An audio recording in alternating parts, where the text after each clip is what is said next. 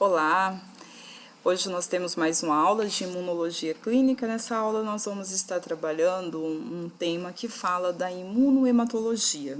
Falando de imuno, a gente sabe que estamos falando de células de defesa, estudo das células de defesa, e hematologia a gente está falando exatamente da parte de células sanguíneas.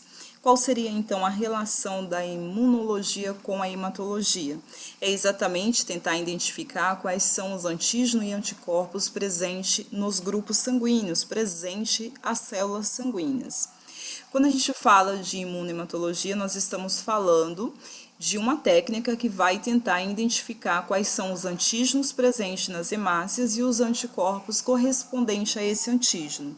Lembrando que antígeno vai ser uma proteína, não falando-se de célula sanguínea, antígeno vai ser uma proteína que está definindo o grupo sanguíneo.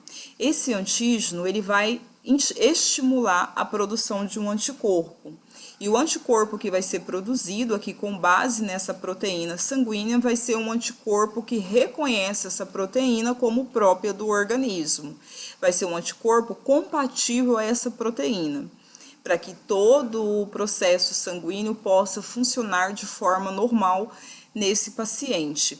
Quando a gente fala, então, em imunohematologia, a gente vai estar estudando exatamente os fatores, a gente vai estar estudando essa relação entre antígeno e proteína do grupo sanguíneo. Antígeno de grupos sanguíneos se trata da proteína. Proteína é essa que vai definir o grupo sanguíneo do indivíduo. Baseando nas células sanguíneas que podemos encontrar esse antígeno e esse anticorpo, nós encontramos aqui nos eritrócitos, que também são conhecidos, classificados como glóbulos vermelhos ou hemácias. Nesses eritrócitos, a gente vai encontrar aderido aqui a sua parte, aderido à sua superfície, a proteína específica do grupo sanguíneo do indivíduo, onde essa proteína recebe a classificação como antígeno. E o que estimula a produção de um anticorpo? É exatamente o que vai estimular a produção de um anticorpo relacionado ao grupo sanguíneo é a proteína que está aderida às hemácias, que está aderida aos eritrócitos do indivíduo. E então o anticorpo ele vai ser compatível ao antígeno. E quando a gente fala, então, de antígeno eritrocitário, eu estou falando exatamente dessa proteína que vai estar ligada a esse eritrócito, e essa proteína vai induzir a formação de um anticorpo que é específico, que é compatível a ela. E isso permite a gente, então, identificar e classificar a incompatibilidade sanguínea. Quando que acontece uma incompatibilidade sanguínea? Quais são os fatores que estão relacionados com essa incompatibilidade?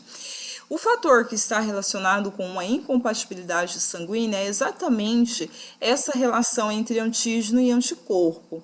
Quando eu faço uma transfusão sanguínea de forma incompatível, eu vou estar fazendo uma transfusão em um paciente receptor de um sangue que a proteína não é compatível com o anticorpo o qual ele tem ali presente, que faz a identificação da proteína do sangue. Eu vou gerar ali o quê? Uma reação de incompatibilidade, onde o anticorpo presente no organismo desse paciente não vai reconhecer a proteína aderida ao eritrócito do sangue doador e vai gerar então uma reação ali de defesa. Através dessa reação de defesa, a gente vai ter um processo de hemólise. A hemólise, a gente vai ter então o rompimento, a destruição das hemácias doadoras, as hemácias que chegou ao receptor. Por quê? Porque elas têm uma proteína que não é reconhecida como própria do organismo do paciente receptor, que está recebendo essa transfusão.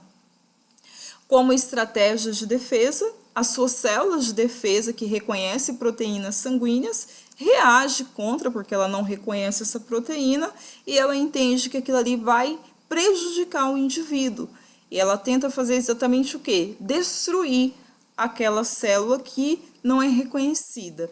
E isso pode gerar situações muito graves que pode até mesmo levar esse paciente a óbito.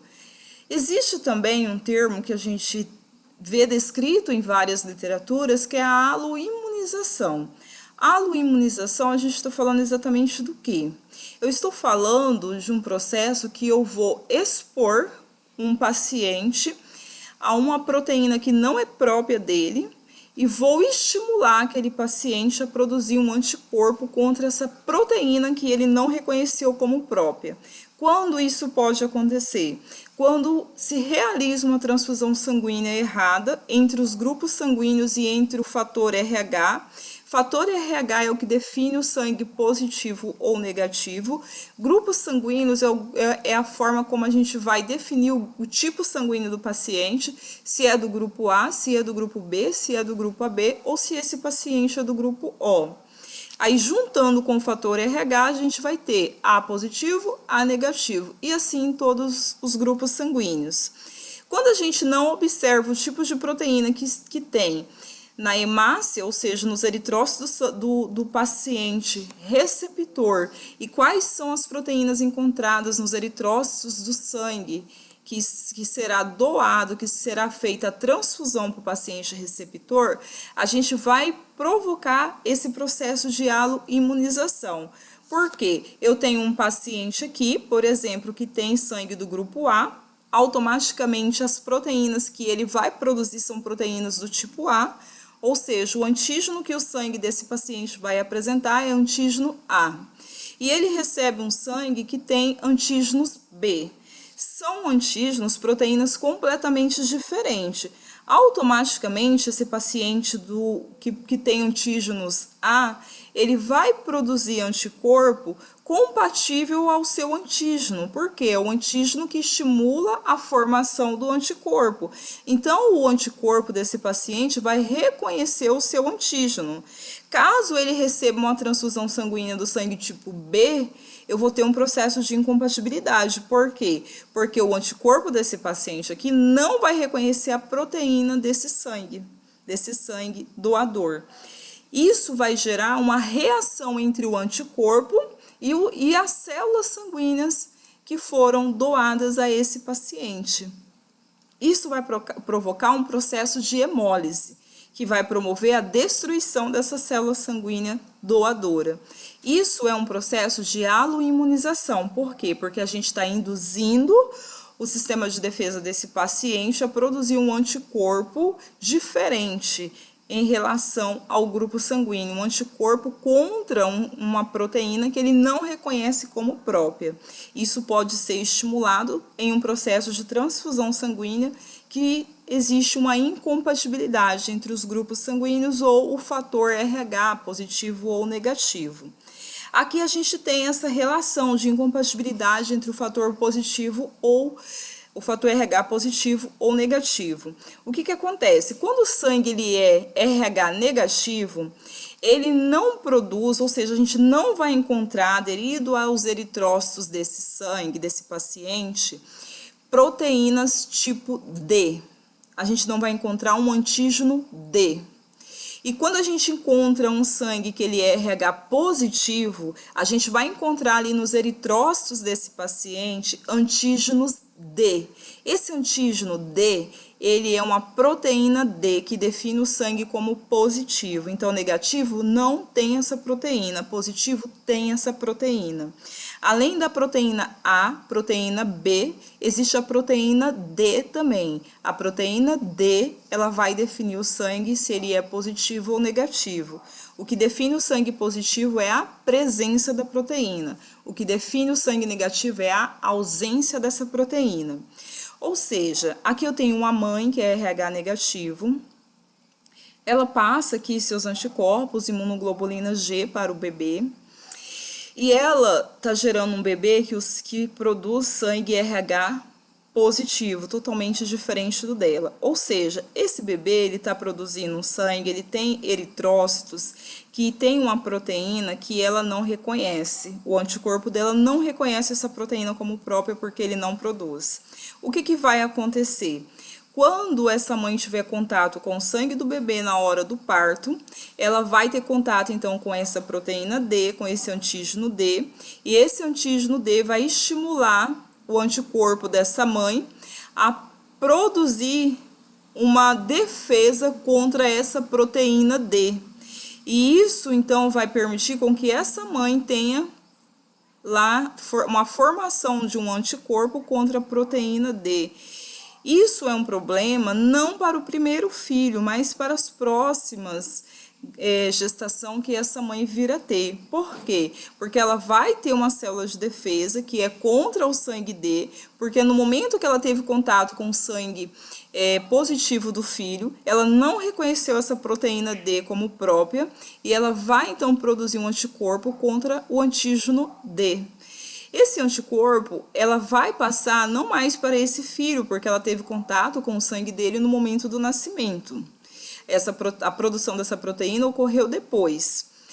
Então, quando ela tiver uma próxima gravidez e o próximo filho tiver sangue positivo, ele vai estar recebendo dessa mãe anticorpos, células de defesa, através ali da comunicação da placenta, ele vai receber anticorpo que é contra a proteína que o sangue dele produz. E isso pode gerar o rompimento das hemácias desse bebê. Mas isso só acontece após a primeira gravidez. O que seria isso? Seria um processo de aloimunização. Porque eu fiz a exposição dessa mãe a uma proteína que ela não reconhece, o anticorpo dela não reconhece como própria, porque não existe no organismo dela. Eu fiz a exposição a ela, a uma proteína não reconhecida como própria, onde foi estimulado a formação de um anticorpo contra essa proteína. Porque o nosso sistema de defesa, ele sempre vai trabalhar em defesa do nosso organismo. Se ele não reconhece como próprio, ele vai criar uma resposta imunológica para nos proteger. Ele vai sempre estar tentando atuar como uma proteção de defesa. Como seria, então, os antígenos e anticorpo do grupo sanguíneo? O antígeno é o que vai definir o grupo sanguíneo. O que a gente tem? A gente tem sangue que faz parte do grupo A, grupo B, grupo AB e grupo O. Então, nós temos aqui 4 grupos sanguíneos.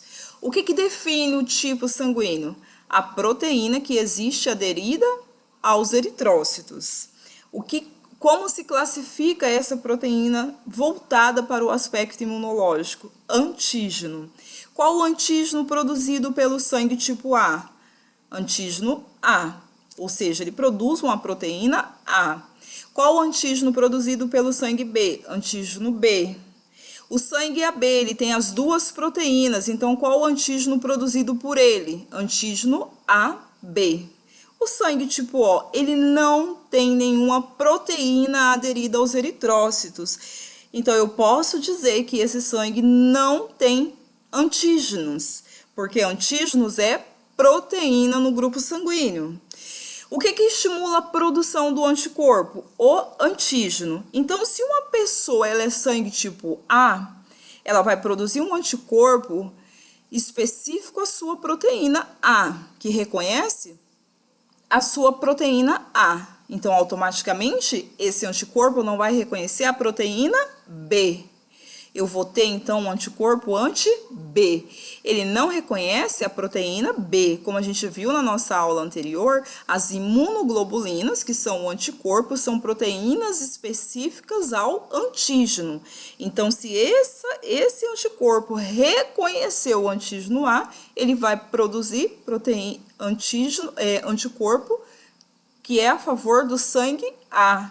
Ele não vai reconhecer sangue B. Então, esse paciente do grupo A, ele vai ter anticorpo anti-B. Anticorpo que não reconhece a proteína B como própria. Se eu tenho um paciente que é do sangue tipo B, eu tenho um paciente que tem antígenos B aderidos às suas hemácias.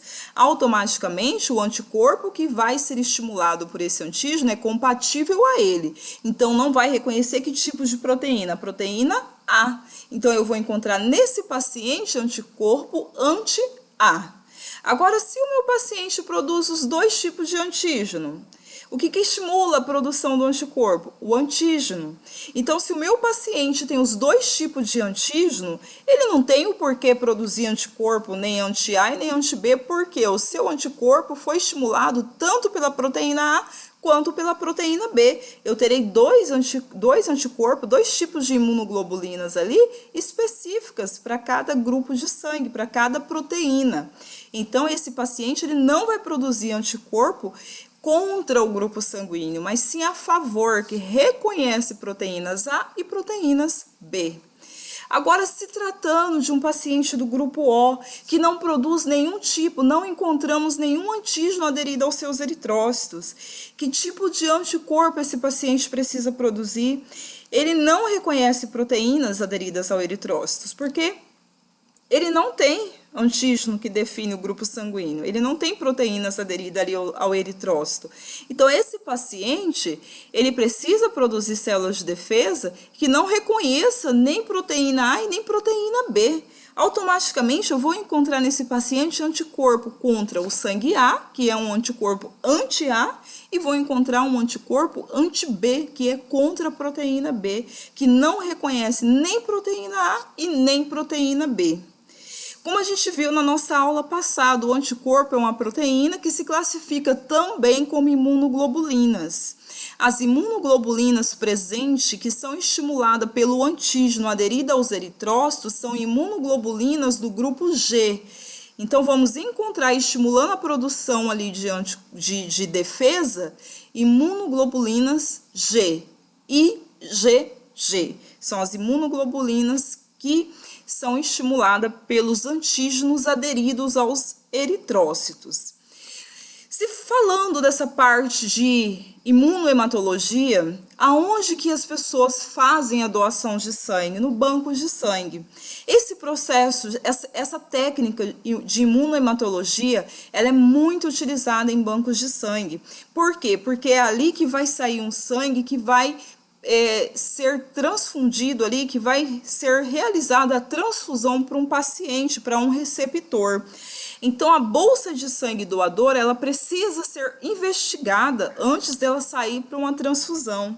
No banco de sangue, essa técnica imunohematológica, ela é primordial, porque ali a gente tem que identificar qual é o tipo de antígeno que existe naquelas hemácias, para quando eu fizer a transfusão, eu não criar uma reação de incompatibilidade entre antígeno e anticorpo, entre o antígeno do sangue doador e o anticorpo do paciente receptor. Para evitar essa incompatibilidade, esse teste de imunohematologia, esse teste imunohematológico é essencial dentro de um banco de sangue. O banco de sangue, além desse teste imunohematológico, ele realiza também outros testes para evitar que o paciente venha ter contato com agentes infecciosos. Então, é um órgão que trabalha de forma segura, tentando favorecer a sobrevida do paciente que vai receber esse sangue. O laboratório do banco de sangue, ele realiza muito essa técnica imunohematológica para verificar o quê? Exatamente qual é o antígeno que existe naquele sangue doador, para que quando aquele sangue for liberado para uma transfusão, ele venha a ser compatível ao sangue receptor, evitando assim uma relação de incompatibilidade entre antígeno e anticorpo.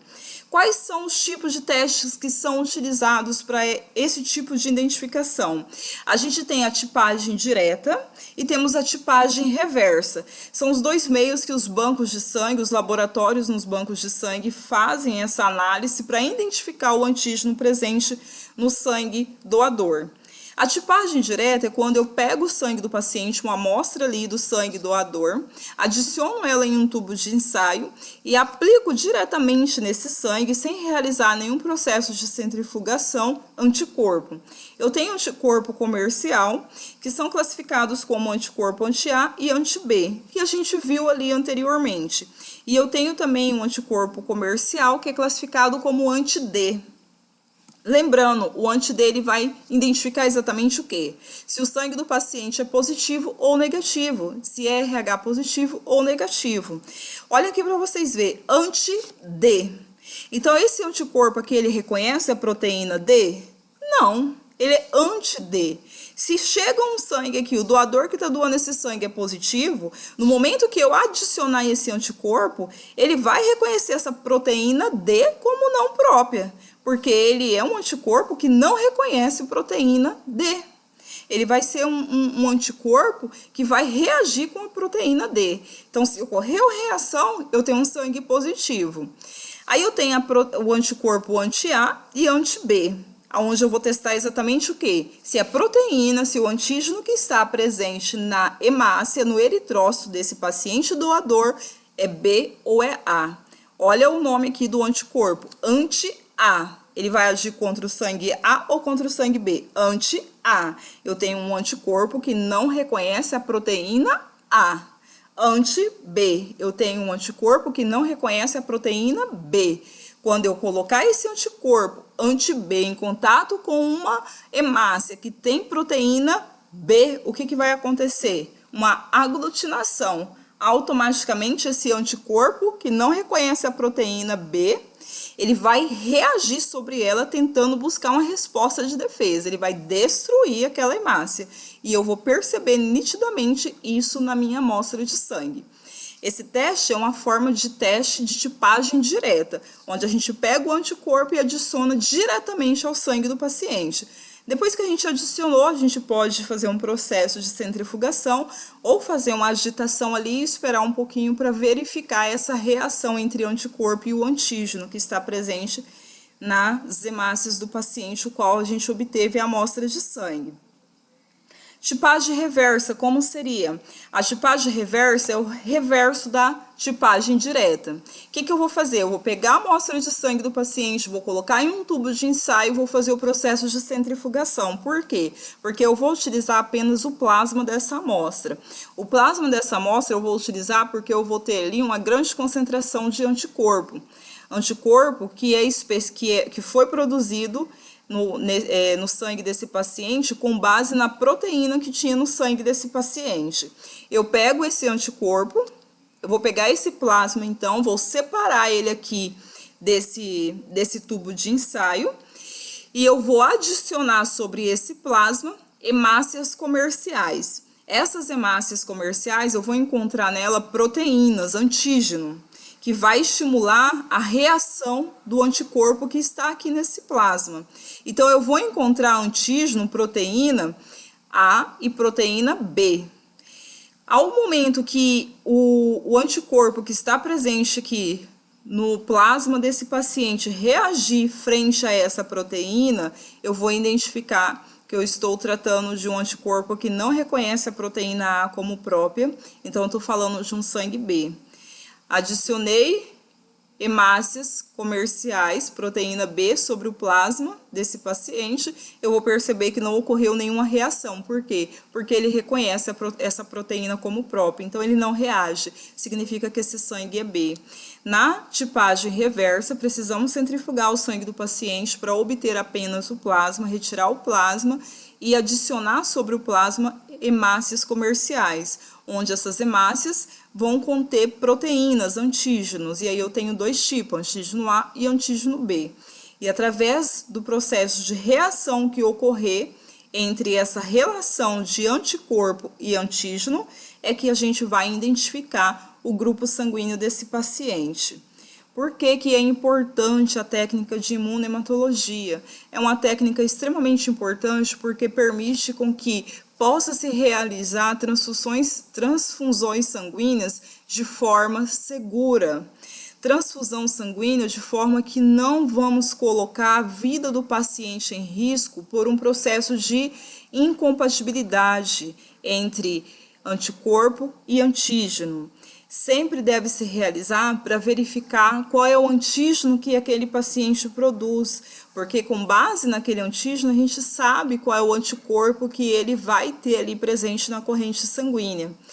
A imunohematologia ela permite a gente identificar o grupo sanguíneo que está presente nos eritrócitos e permite a gente possibilitar uma relação compatível entre o anticorpo do paciente receptor com o antígeno, com a proteína do paciente doador, permitindo assim uma transfusão sanguínea segura e possibilitando a sobrevida desse paciente. Essa técnica de imunohematologia, ela é muito importante. E a gente tem ali, trabalhando nessa técnica, a gente identifica exatamente o quê? A relação entre antígeno e anticorpo. E o anticorpo que a gente encontra presente ali no grupo sanguíneo são as imunoglobulinas G, ou seja, IgG. E através da técnica imunohematológica, conseguimos identificar o tipo de imunoglobulinas G e o tipo de antígeno que existe nesse grupo sanguíneo.